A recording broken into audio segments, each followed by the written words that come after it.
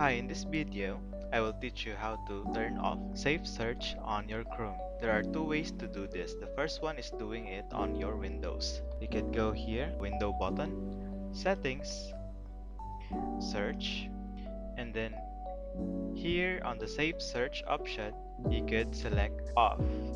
Don't filter adult content from my web results.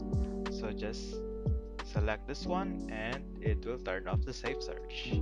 The second one is through Google Chrome. Make sure that your Chrome is updated by clicking these three dots, Help, About Google Chrome.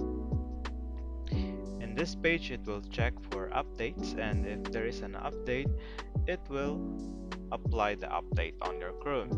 Once it is updated, go to Privacy and Security, select Security, and then there are three options here as well on safe browsing. The first one is enhanced protection, second standard protection, and the last one no protection. So select this last one if you want to turn off safe search. And that's all. Thank you for watching and see you on the next video.